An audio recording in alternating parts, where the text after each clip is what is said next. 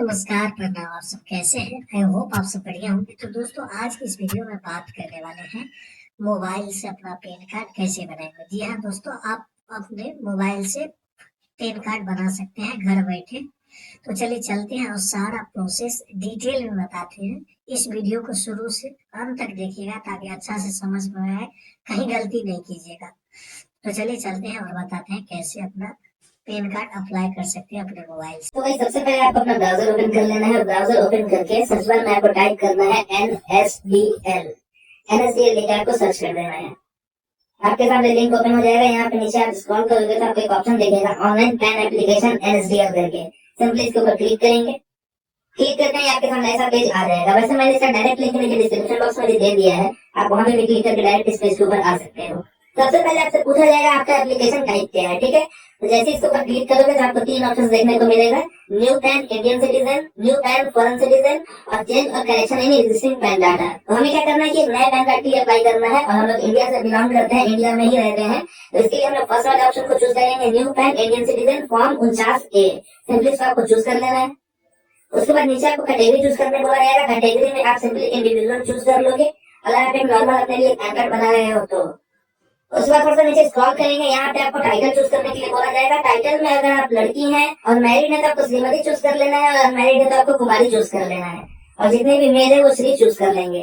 तो मैं अपने केस में श्रीमती चूज करने वाला हूँ क्योंकि मैं एक फीमेल का अप्लाई कर रहा हूँ। आप अपने अकॉर्डिंग इसको देख लेना। टाइटल चूज करने के बाद आप जिसके भी नाम से पैन कार्ड अप्लाई कर रहे हो सिंपली उनका नाम यहाँ पे डाल देना है। आप यहाँ पे एक बार गौर करना, नाम डालते समय आप अच्छे से फील्ड को पढ़ लेना कि आप क्या डाल रहे हो। जैसे सबसे पहले मैं पूछ रहा है लास्ट नेम या फिर सर नेम। बहुत लोग ऐसा करते हैं कि लास्ट नेम में फर्स्ट नेम डाल देते हैं और उसके बाद फर्स्ट नेम में मिडिल नेम डाल देते हैं और मिडिल नेम में लास्ट नेम डाल देते हैं। तो ये गलती आप मत करना, ठीक है। जहाँ पे जो पूछा जा रहा है उसको बढ़िया से आपको पढ़ के डालना है। तो चलिए मैं यहाँ पे सरनेम डाल देता हूँ, आप अपने बढ़िया यहाँ पर अपना सरनेम डाल देना। सरनेम डालने के बाद नेक्स्ट फील्ड में आपको बोला जा रहा है फर्स्ट नेम डालने के लिए। तो आप जिनका भी अप्लाई कर रहे हैं उनका फर्स्ट नेम सिंपली आप यहाँ पे डाल दोगे। फर्स्ट नेम डालने के बाद नीचे आपको मिडिल नेम डालने के लिए बोला जाएगा। अगर आपका कोई मिडिल नेम है तो आपको यहाँ पे डालना है, और अगर नहीं है तो सिंपली आप फर्स्ट नेम और सरनेम डाल देना है यहाँ पे। नेम डालने के बाद नीचे आपसे पूछा जा रहा है आपका डेट ऑफ बर्थ। तो आपका जो भी डेट ऑफ बर्थ है सिंपली वो डेट ऑफ बर्थ यहाँ पे फिल कर देना है। डेट ऑफ बर्थ फिल करने के बाद नीचे आएंगे, आपसे ईमेल आईडी पूछा जा रहा है, सिंपली आप अपना ईमेल आईडी यहाँ पे डाल देना। आप वही ईमेल आईडी यहाँ पे डालना जिसका एक्सेस आपके पास हो, क्योंकि पैन कार्ड बनने के बाद जो ई पैन कार्ड जो होता है वो मेल के थ्रू आपको इसी ईमेल आईडी पे भेजा जाएगा, ठीक है। चलिए मैं यहाँ पे अपना ईमेल आईडी डाल देता हूँ। ईमेल आईडी डालने के बाद जस्ट उसके नीचे आपको मोबाइल नंबर डालने के लिए बोला जा रहा है, सिंपली आप अपना फोन नंबर यहाँ पे डाल देना। फोन नंबर डालने के बाद बाय सबमिटिंग डाटा वाले बॉक्स में यहाँ पे आपको टिक करना है, और टिक करने के बाद नीचे में आपको एक कैप्चा दिख रहा होगा, सिंपली कैप्चा यहाँ फिल कर देंगे, और कैप्चा फिल करने के बाद सबमिट के ऊपर आपको क्लिक कर देना है। ये जो था अभी हमने अपना रजिस्ट्रेशन किया है, अब यहाँ से हमारे फॉर्म भरने का मेन काम स्टार्ट होता है, ठीक है। तो सिंपली आपको इस तरीके से पहले रजिस्ट्रेशन कर देना है। आप जैसे रजिस्ट्रेशन करोगे आपके सामने ऐसा पेज आ जाएगा। यहाँ पे आपको एक टोकन नंबर दिया जाता है, ये रहा वो टोकन नंबर। आप इसको नोट कर लेना कहीं पे भी, क्योंकि अभी मान लो आप फॉर्म भर रहे हो, बीच में आपको यहाँ पे फॉर्म भरना रोकना पड़ गया तो बाद में आप जहाँ से भी बंद किए हो वहां से कंटिन्यू करने के लिए आपको इस टोकन नंबर का जरूरत पड़ेगा। अगर आप ये टोकन नंबर खो देते हो तो आप इस एप्लीकेशन को दोबारा कंटिन्यू नहीं कर सकते हो, ठीक है। तो ये बहुत इंपॉर्टेंट है, इसको आप कहीं पे लिख लेना। रजिस्ट्रेशन करने के बाद नीचे आएंगे, continue with pan application form के ऊपर क्लिक कर देंगे। क्लिक करते हैं आपके सामने ऐसा पेज ओपन हो जाएगा। अब यहाँ से आपका मेन काम जो है वो स्टार्ट होता है। अब यहाँ पे आपको सबसे पहले चूज करने के लिए बोला जा रहा है कि आप फॉर्म को कैसे सबमिट करना चाहते हो। सबसे पहला ऑप्शन है सबमिट डिजिटली थ्रू ई-केवाईसी ई साइन पेपरलेस, दूसरा है सबमिट स्कैन इमेज थ्रू ई साइन, और तीसरा है फॉरवर्ड एप्लीकेशन डॉक्यूमेंट फिजिकली। बहुत सारे लोगों का आपने केस देखा होगा कि वो फॉर्म जब अप्लाई करते हैं तो उनका जो पैन कार्ड बनकर आता है उसमें उनका आधार कार्ड का फोटो आ जाता है और सिग्नेचर होता ही नहीं है। तो ये सब यहीं पे चूज करने में गलती हो जाता है, मेन पार्ट उसका यहीं पे होता है। यहाँ पे बाय डिफॉल्ट पहला हुआ ऑप्शन के ऊपर टिक रहता है, आपको ये नहीं चूज करना है। अगर आप ये चूज कर लोगे तो यहाँ पे वो पहले लिख रहा है पेपरलेस करके, इसमें आपको अभी तो कोई डॉक्यूमेंट नहीं मांगा जाएगा, आपके आधार कार्ड से वेरीफाई करके ये कार्ड आपका तैयार कर दिया जाएगा। मगर आपके आधार कार्ड में जो आपका फोटो है ना वही आपके पैन कार्ड के ऊपर प्रिंट होकर आ जाएगा और सिग्नेचर उसमें नहीं आएगा। आपका जो पैन कार्ड आपको मिलेगा उसके ऊपर आपको अलग से सिग्नेचर खुद से करना पड़ेगा, तो ये सही नहीं होता है। तो आपको ये वाला ऑप्शन चूज नहीं करना है। आपको क्या करना है, सिंपली सेकंड वाले ऑप्शन को चूज कर लेना है, सबमिट स्कैन इमेज थ्रू ई साइन। इसमें हम लोग क्या करेंगे कि अपने फोटो को हम लोग खुद से अपलोड करेंगे और अपना सिग्नेचर भी हम लोग खुद से अपलोड करेंगे, और जो हम लोग अपलोड करेंगे वही प्रिंट होकर आएगा। और जो थर्ड ऑप्शन यहाँ पे देख रहे हैं फॉरवर्ड एप्लीकेशन डॉक्यूमेंट फिजिकली, ये तो देखिए आपको पता चल रहा होगा। अगर आप इस ऑप्शन को चूज करते हो तो यहाँ पे सारा फॉर्म फिल करने के बाद इस फॉर्म का प्रिंट निकाल के आपको फिजिकली डॉक्यूमेंट के साथ जाके इसको ऑफिस में जमा करना होगा एनएसडीएल के, ठीक है। तो हमें ये सब चूज नहीं करना है, हमें सिंपली सेकंड वाला ऑप्शन को चूज करना है, सबमिट स्कैन इमेज थ्रू ई साइन। यहाँ पे ये चूज करने के बाद नीचे आएंगे। नीचे आने के बाद सबसे पहला ऑप्शन यहाँ से पूछ रहा है whether physical PAN card is required, क्या आपको फिजिकल पैन कार्ड चाहिए। तो ये बाई डिफॉल्ट यस के ऊपर टिक रहेगा, इसको ऐसा ही रहने देंगे, तभी हमारा कार्ड बन के हमारे घर पे डिलीवर होगा। बहुत सारे लोग ऐसे करते हैं कि वो अपना पैन कार्ड अप्लाई करते हैं और यहाँ पे गलती से शायद वो चूज कर लेते हैं, तो उनका पैन कार्ड बंद हो जाता है, लेकिन उनका पैन कार्ड उनके घर पे डिलीवर नहीं किया जाता है। तो वो गलती यहीं से होती है, ठीक है। तो यहाँ पे कुछ छेड़छाड़ नहीं करना, ये पहले से यस पे है, इसको ऐसे ही रहने देंगे। उसके बाद और नीचे आएंगे। अब यहाँ पे आपको बोला जा रहा है इंटर आधार लास्ट 4 डिजिट, मतलब आपके आधार कार्ड का लास्ट 4 डिजिट आपको यहाँ पे इंटर करना है, ठीक है। यहाँ पे आप सिंपली अपने आधार का लास्ट 4 डिजिट इंटर कर देना। उसके बाद नीचे आएंगे, नेम एज पर आधार पूछ रहा है, मतलब कि आपके आधार कार्ड में आपका जो नेम है वो क्या है। तो एग्जैक्ट जैसे आपके आधार कार्ड में आपका नेम लिखा हुआ है, सिंपली वो यहाँ पे सेम टू सेम आपको डाल देना है। नाम डालने के बाद यहाँ पे स्टार्टिंग में आपने टाइटल चूज किया था और फर्स्ट नेम लास्ट नेम आपने चूज किया था, वो ऑटोमेटिक यहाँ पे लिया हुआ रहेगा, जो आपने सेटिंग में डाला था वो सारा कुछ, जैसे आपका डेट ऑफ बर्थ वगैरह, इसमें आपको कोई छेड़छाड़ नहीं करना है। यहाँ पे आपको बोल रहा है name that you would like to printed on PAN card, यहाँ पे ये दिखा रहा है जो नाम आपको सेम टू सेम ऐसा ही आपके पैन कार्ड पे प्रिंट होकर आएगा। अगर आपको यहाँ पे कुछ गड़बड़ दिख रहा है, बहुत सारे लोगों का होता है कि फर्स्ट नेम लास्ट नेम अलग अलग डाल देते हैं, तो यहाँ पे आपको दिखाया जाता है कि आपके जो पैन कार्ड पे जो नाम प्रिंट होकर आएगा वो कैसे आएगा।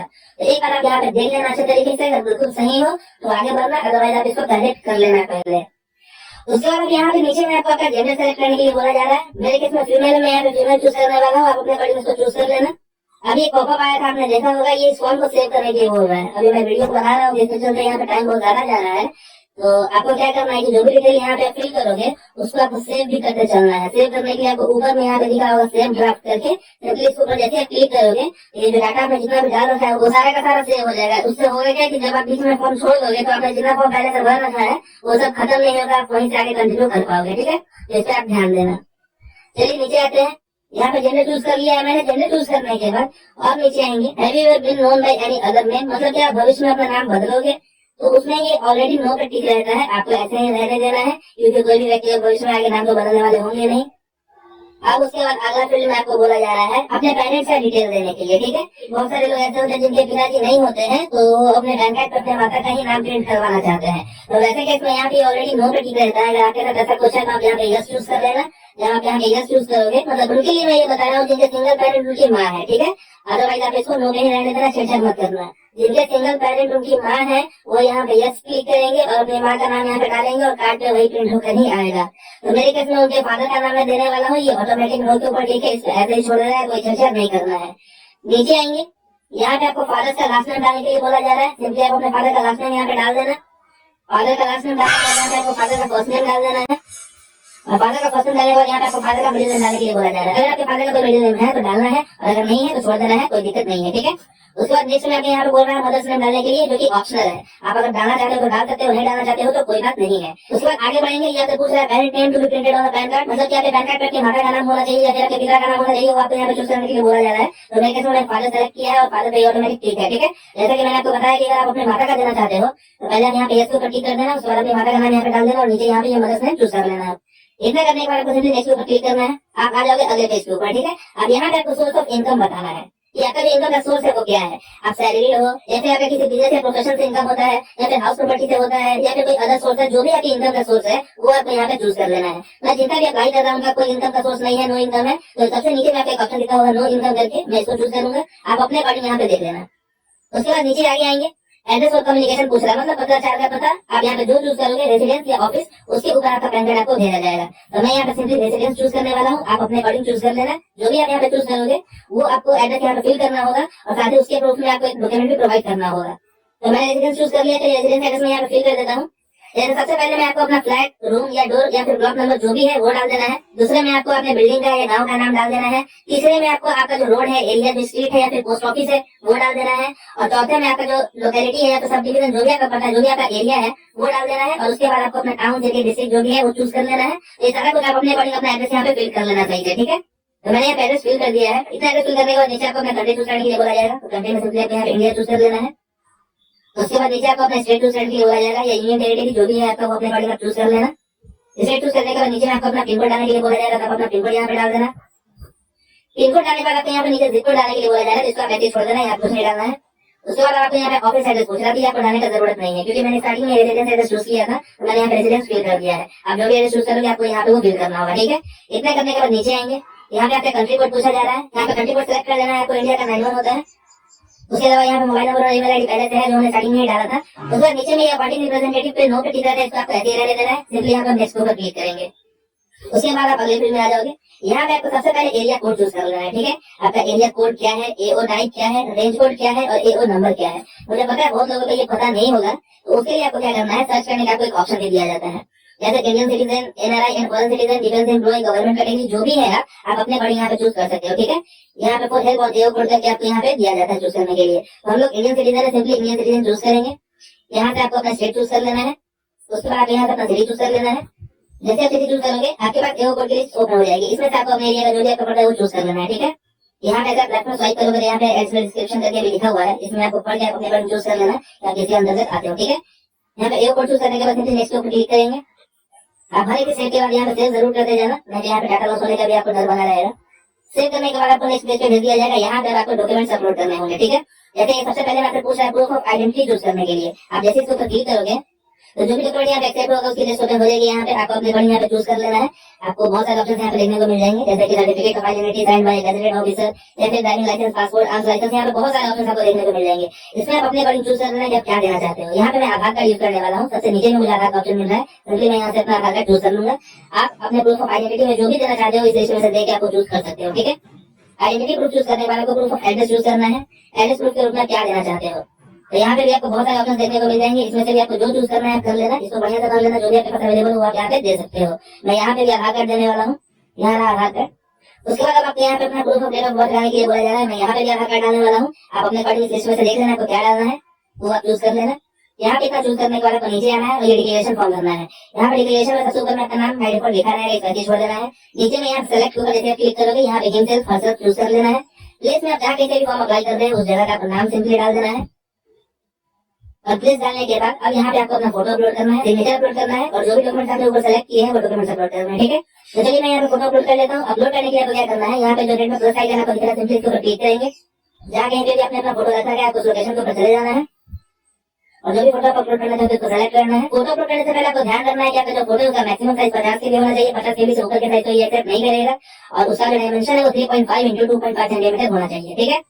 तो डॉक्यूमेंट सेलेक्ट करने के बाद यहाँ पे नीचे में आपको अपलोड का बटन आपको दिख रहा होगा, सिंपली इसके ऊपर आपको क्लिक कर देना है। जैसे आप क्लिक करोगे पेज एक बार रिफ्रेश होगा, आपका जो डॉक्यूमेंट है वो अपलोड हो जाएगा। फोटो के बाद यहाँ पे सिग्नेचर अपलोड करना है। सिग्नेचर उसी तरीके से अपलोड करेंगे, प्लस वाले आइकन के ऊपर चूज करेंगे। जहाँ कहीं पे भी आपने रख रखा है सिग्नेचर को वहाँ पे चले जाएंगे, सिग्नेचर चूज कर लेंगे। चूज करने के बाद फिर से अपलोड के ऊपर क्लिक कर देंगे। आप देख सकते हैं यहाँ पे सिग्नेचर भी जो है वो अपलोड हो चुका है, ठीक है। अब सिग्नेचर अपलोड करने के बाद हमने जो भी डॉक्यूमेंट्स यहाँ पे सेलेक्ट किए हैं उनको अपलोड करने की बारी आती है। तो यहाँ पे मैंने स्टार्टिंग में आपने देखा था मैंने एक ही डॉक्यूमेंट सेलेक्ट किया है, आधार कार्ड। तीनों डॉक्यूमेंट के रूप में मैं एक ही डॉक्यूमेंट अपलोड करने वाला हूँ, आधार कार्ड। अगर आप तीनों चीज के लिए अलग अलग डॉक्यूमेंट आप देते हो तो आपको अलग अलग डॉक्यूमेंट भी अपलोड करना होगा। लेकिन आप यहाँ पे ध्यान देना, यहाँ पे भी बहुत सारे लोग परेशान होते हैं कि यहाँ पे मुझे एक ही डॉक्यूमेंट अपलोड करने का ऑप्शन दे रहा है। ऐसा नहीं है, मैं आपको दिखाता हूँ आप कैसे कर सकते हो। अगर आपको एक से ज्यादा डॉक्यूमेंट अपलोड करना है तो यहाँ पे जैसे आप ऐड डॉक्यूमेंट के ऊपर क्लिक करोगे, ये जो नीचे आप रेड कलर का देख रहे हो बॉक्स बना हुआ डॉक्यूमेंट अपलोड करने का जिसके आपको दिख रहा है, ऐसा एक और आ जाएगा। आपको 3 चाहिए, एक और क्लिक करोगे फिर एक आ जाएगा, 3 बन जाएंगे। तो इस तरीके से आप यहाँ पे अपना स्पेस बना सकते हो डॉक्यूमेंट अपलोड करने का। मैं यहाँ पे क्लिक इसलिए नहीं कर रहा हूँ क्योंकि मुझे एक ही डॉक्यूमेंट अपलोड करना है और बाय डिफॉल्ट यहाँ पे एक तो ऑलरेडी दिया हुआ है, ठीक है। तो उम्मीद करता हूँ आपको समझ में आ गया होगा। चलिए मैं यहाँ पे अपना डॉक्यूमेंट अपलोड कर देता हूँ। लेकिन डॉक्यूमेंट अपलोड करने से पहले आप यहाँ पे ध्यान देना कि आप जो भी डॉक्यूमेंट यहाँ पे अपलोड करोगे वो पीडीएफ फॉर्मेट में ही होना चाहिए और उसका जो मैक्सिमम साइज है वो 300 केबी होना चाहिए। 300 केबी से ऊपर के फाइल को एक्सेप्ट नहीं करेगा, ठीक है। तो आप सबसे पहले इसके अकॉर्डिंग अपना डॉक्यूमेंट तैयार कर लेना, अपना फोटो, सिग्नेचर और जो भी डॉक्यूमेंट आप यहाँ पे अपलोड करोगे वो। चलिए मैं यहाँ पे अपना आधार कार्ड अपलोड कर देता हूँ। अपलोड करने के फिर से प्लस वाले आइकन के ऊपर क्लिक करेंगे। जहाँ कहीं पे भी डॉक्यूमेंट आपने रखा है उस लोकेशन पे आपको जाना होगा। डॉक्यूमेंट सेलेक्ट करेंगे, डन के ऊपर क्लिक करेंगे। डन के ऊपर क्लिक करने के बाद फिर से यहाँ पे अपलोड के ऊपर क्लिक कर देंगे। पेज को रीलोड होगा और डॉक्यूमेंट जो है वो अपलोड हो जाएगा। आप देख सकते हो मैंने जिस भी नाम से डॉक्यूमेंट बना के रखा हुआ है वो नाम नीचे शो कर रहा है, मतलब हमारा जो डॉक्यूमेंट है वो अपलोड हो चुका है। इतना करने के बाद यहाँ पर आपको क्या करना है, सिंपली सबमिट के ऊपर क्लिक करना है। जैसे आप क्लिक करोगे आप अगले पेज के ऊपर आ जाओगे। अगले पेज के ऊपर आने के बाद आपको ऊपर में बोला जा रहा है please verify the completed application form and confirm. मतलब कि आप अपने एप्लीकेशन फॉर्म को एक बार अच्छे तरीके से देख लो कि यहाँ पे कोई गलती तो नहीं हो गई है। उसको अच्छे तरीके से देखने के बाद अगर कोई मिस्टेक हुआ है तो उसको करेक्ट कर लो। जो भी उसको चेक करके आपको यहाँ पे कंफर्म करना है, ठीक है। तो उसके लिए नीचे आपको अपने फॉर्म का सारा चीज दिखाया जाएगा, जो भी डिटेल आपने यहाँ पे डाला है आप अच्छे तरीके से इसको एक बार चेक कर लेना स्क्रॉल करके। अगर आपको कोई गलती मिलता है यहाँ पे तो एडिट के ऊपर क्लिक करके आप बैक जा सकते हो। वहाँ पे जहाँ कहीं पे भी गलती होगा उसको करेक्ट करना, करेक्ट करने के बाद वापस आप सबमिट के ऊपर क्लिक करोगे, फिर से पेज के ऊपर आ जाओगे, ठीक है। एक बार अच्छे तरीके से आप चेक कर लेना। चेक करने के बाद आपको क्या करना है, अब स्टार्टिंग में आपको बोला जा रहा है इंटर आधार फर्स्ट 8 डिजिट, मतलब अब आपको यहाँ पे अपने आधार कार्ड का स्टार्टिंग का 8 डिजिट डालना है, ठीक है। हमने लास्ट के 4 डिजिट स्टार्टिंग में डाले थे, अब हमें स्टार्टिंग के 8 डिजिट डालना है। यहाँ पे आधार नंबर डालने के बाद नीचे आएंगे, बिल्कुल नीचे आने के बाद यहाँ पे आपको प्रोसीड का एक बटन दिखता है, सिंपली इसके ऊपर क्लिक करेंगे। प्रोसीड के ऊपर क्लिक करते हैं अब आ जाओगे आप अपने पेमेंट वाले पेज के ऊपर। अब आपको सिंपली यहाँ पे अपना पेमेंट कंप्लीट करना है आपके एप्लीकेशन के लिए। पेमेंट करने का आपको 3 ऑप्शन दिया जाता है, demand draft, online payment through Paytm और उसके अलावा ऑनलाइन पेमेंट थ्रू बिललेस। यहाँ पे आप ऊपर में देख रहे होंगे डिमांड ड्राफ्ट वाला भी एक्टिव नहीं है, नीचे आपको 2 ऑप्शन देखने को मिल रहे हैं। यहाँ पे मैं आपको सजेस्ट करूंगा कि आप ऑनलाइन पेमेंट थ्रू बिललेस के साथ जाओ, बेटर रहेगा। ठीक है, वैसे आप अपने अकॉर्डिंग दोनों में से कोई ऑप्शन चूज कर सकते हो। मैं यहाँ पे ऑनलाइन पेमेंट थ्रू बिललेस वाला ऑप्शन को चूज करूंगा। आप यहाँ पे देख पाए होंगे लिख के आ रहा है कि डेबिट कार्ड, क्रेडिट कार्ड और नेट बैंकिंग से पेमेंट जो आप करोगे वो इरिवर्सिबल होगा, वो आपको वापस नहीं मिलेगा अगर किसी केस में आपका एप्लीकेशन रिजेक्ट हो जाता है तो। ठीक है, नीचे आएंगे, नीचे आने के बाद सिंपली आप यहाँ पे agree to the term of service के ऊपर क्लिक करेंगे और प्रोसीड टू पेमेंट के ऊपर क्लिक करेंगे। टोटल जो भी अमाउंट आपको पेमेंट करना है वो फिर से आपको यहाँ पे दिखाया जाएगा। पे कंफर्म के ऊपर क्लिक करेंगे। अब यहाँ पे चूज कर सकते हो आप कि आपको क्रेडिट कार्ड से पेमेंट करना है, डेबिट कार्ड से करना है, इंटरनेट बैंकिंग से करना है, वॉलेट से, कैश कार्ड से करना है, क्यूआर कोड से करना है या यूपीआई से करना है। आपको यहाँ पे सारे ऑप्शन दिखाए जाएंगे। मैं यहाँ पे यूपीआई के थ्रू करने वाला हूँ, आप जैसे चाहो आप यहाँ पे कर सकते हो। ठीक है, मैंने यूपीआई चूज किया है। अब यहाँ से मेक पेमेंट के ऊपर क्लिक करेंगे। मेक पेमेंट के ऊपर जैसे क्लिक करोगे आपके सामने ऐसा पेज आ जाएगा। अब यहाँ पे आपको अपना यूपीआई आईडी डाल देना है। यूपीआई आईडी डालने के बाद आपको फिर से मेक पेमेंट के ऊपर क्लिक करना है। अब जैसे मेक पेमेंट के ऊपर क्लिक करोगे आपके पास एक एसएमएस आ जाएगा आपके यूपीआई आईडी वाले फोन के ऊपर। अब सिंपली आपको अपने फोन से पेमेंट कंप्लीट करना है। ठीक है, मेरे ऊपर में मैसेज आ चुका है, आप देख पाए होंगे यहाँ पे। तो यहाँ पे भी दिख रहा है और मेरे पेटीएम अकाउंट में भी दिख रहा होगा। मैं वहां से सिंपली पहले इसका पेमेंट कंप्लीट कर देता हूँ। अब पेमेंट करने में ज्यादा टाइम मत लगाना। जैसे मैंने पेटीएम ओपन किया है, ऊपर में पॉपअप आ रहा है, तो यहाँ पे मैंने पेमेंट कर दिया है। हमारा पेमेंट यहाँ पे डन हो चुका है। चलिए चलते हैं वहाँ वापस ब्राउजर के ऊपर। आप जैसे मैंने वहाँ पे पेमेंट किया देख सकते हैं, यहाँ पे भी पेज जो है रिफ्रेश होने स्टार्ट हो चुका है। लिखा है waiting for the response from the builders. यहाँ पे आपको पेज को रिफ्रेश बिल्कुल नहीं करना है या फिर आपको यहाँ पे अपने ब्राउजर को बंद भी नहीं करना है। जैसे ही वैसे ही छोड़ दो, ये रिफ्रेश होकर नया पेज ओपन हो जाएगा। बहुत लोग यहीं पे गलती करते हैं तो उनका पेमेंट कट हो जाता है, अच्छे से अपडेट नहीं हो पाता और एप्लीकेशन जो है उनका वो बेकार हो जाता है। तो आप देख सकते हैं जो पेज है वो अपडेट हो चुका है और यहाँ पे ट्रांजेक्शन स्टेटस में ट्रांजेक्शन सक्सेसफुल भी दिखा रहा है। ट्रांजेक्शन रेफरेंस नंबर भी आपको यहाँ पे दे दिया गया है। यहाँ पे सारी चीजें आपको पेमेंट से रिलेटेड दिखाई जाएंगी। अब आपको क्या करना है, सिंपली कंटिन्यू के ऊपर क्लिक करना है। और हमारा काम खत्म नहीं हुआ, मेन काम अभी बाकी ही है। अभी आपको बोल रहा है authenticate Aadhaar to proceed further, मतलब कि आगे कंप्लीट करने के लिए इस एप्लीकेशन को हमें अपने एप्लीकेशन को आधार से ऑथेंटिकेट करना होगा। एक बार एक लास्ट प्रोसेस बचा हुआ है हमारा, चलिए अब इसको भी कंप्लीट कर लेते हैं। नीचे आएंगे, यहाँ पे यूज माई आधार डिटेल के ऊपर क्लिक करेंगे। क्लिक करने के बाद और नीचे आएंगे और ऑथेंटिकेट के ऊपर क्लिक करेंगे। जैसे आप ऑथेंटिकेट के ऊपर क्लिक करोगे आपके सामने ऐसा पेज ओपन हो जाएगा। यहाँ पे आपको ओटीपी ऑथेंटिकेशन के ऊपर क्लिक करना है। जैसे आप क्लिक करोगे आपके आधार कार्ड से जो भी रजिस्टर्ड मोबाइल नंबर है उसके ऊपर एक ओटीपी आएगा। तो चलिए यहाँ पे क्लिक करते हैं। क्लिक करते हैं, देख सकते हो लिखा है OTP send to mobile number और ईमेल आईडी, दोनों जगह आपको ओटीपी भेज दिया गया है। और ये ओटीपी है, ये 10 मिनट के लिए वैलिड रहता है। 10 मिनट के अंदर में आपको ये यहाँ पे डाल देना, नहीं तो एक्सपायर हो जाएगा। और उसके अलावा आपके पास मात्र 2 अटेम्प्ट और बचते हैं, तो यहाँ पे ओटीपी में आप गड़बड़ मत करना है। ठीक है, तो चलिए मेरा ओटीपी आ चुका है, मैं यहाँ पे अपना ओटीपी डाल देता हूँ। ओटीपी डालने के बाद सबमिट के ऊपर क्लिक करेंगे। जैसे आप सबमिट के ऊपर क्लिक करोगे आपके पास ऐसा पेज ओपन हो जाएगा। अभी आपको बोल रहा है कंटिन्यू विद ई साइन, तो इसके लिए फिर से यहाँ पे कंटिन्यू विद ई साइन के ऊपर क्लिक करेंगे। एक बार और आपको ओटीपी भेजा जाएगा, ये लास्ट स्टेप होता है। अब आपको क्या करना है, IELB ऑथराइज के ऊपर यहाँ पे आपको ये जो बॉक्स दिख रहा है इसके ऊपर क्लिक करेंगे और क्लिक करने के बाद आपका जो आधार नंबर है सिंपली वो यहाँ पे फिल कर देना है। आप चाहते हैं यहाँ पे अपना वर्चुअल आईडी भी डाल सकते हैं, लेकिन आप सिंपली यहाँ पे अपना आधार नंबर ही डालो, बेटर रहेगा। आधार नंबर डालने के बाद फिर से सेंड ओटीपी के ऊपर क्लिक करेंगे। एक बार फिर से आपका रजिस्टर्ड मोबाइल नंबर पे एक ओटीपी आएगा। ये ओटीपी वाला काम आप बड़े ध्यान से करना, बहुत सारे लोगों का यही पे प्रॉब्लम हो जाता है। अगर यहाँ पे वेरिफिकेशन आपका फेल हुआ तो आपको ये सब कुछ प्रिंट करवा के फिजिकली आपको जाकर सबमिट करना पड़ जाएगा। मेरा ओटीपी आ चुका है, मैं यहाँ पे अपना ओटीपी डाल देता हूँ। ओटीपी डालने के बाद सिंपली वेरीफाई ओटीपी के ऊपर क्लिक करेंगे। ओटीपी वेरिफिकेशन कंप्लीट होते ही आपके सामने ऐसा पेज ओपन हो जाएगा। यहाँ पे आपको आपके एप्लीकेशन का एक्नॉलेजमेंट पेपर दिखाया जाएगा। अभी ये नेट इशू के कारण से खुल नहीं पा रहा है। यहाँ पे भी आपको फॉर्मेट दिख जाएगा कैसा है। चलिए खुले ना खुले से हमें कोई मतलब नहीं है, सिंपली हमें क्या करना है, इस एक्नॉलेजमेंट को डाउनलोड करना है। डाउनलोड करने के लिए यहाँ पे डाउनलोड पीडीएफ ऑप्शन आपको मिलता है, सिंपली इसके ऊपर क्लिक करेंगे। नीचे वाला रिलोड होना भी शुरू हो गया, ये भी खुल ही जाएगा। जैसे डाउनलोड के ऊपर क्लिक करो यहाँ पे डाउनलोड हो जाएगा। ठीक है, अब ये नीचे वाला भी रिलोड हो गया, ये भी खुलने को रेडी है। इसको खोलने के लिए आपको एक पासवर्ड की जरूरत होती है। आप जो डाउनलोड करोगे उसको भी ओपन करने के लिए आपको एक पासवर्ड चाहिए होगा। और यहाँ पे आप नीचे देख रहे हो ये भी पासवर्ड मांगा है। पासवर्ड क्या होगा, ये क्लियरली ऊपर लिखा हुआ है, this file is password protected and the password to open the same is date of birth. मतलब आपका जो डेट ऑफ बर्थ है वही यहाँ पे आपका पासवर्ड होने वाला है। ठीक है, जैसे आप यहाँ पे पासवर्ड डालोगे आपका जो एक्नॉलेजमेंट है वो ओपन हो जाएगा। तो आप देख सकते हैं जैसे मैंने पासवर्ड डाला ये ओपन हो गया है। ठीक है, तो अभी जो हमने यहाँ पे डाउनलोड पीडीएफ के ऊपर क्लिक करके डाउनलोड किया है वो यही है, इसी को हमने डाउनलोड किया है। तो ऑनलाइन तरीके से अपना पैन कार्ड अप्लाई करने का यही आपका कंप्लीट प्रोसेस था। इस तरीके से आप अप्लाई करके अपना पैन कार्ड खुद से आप बना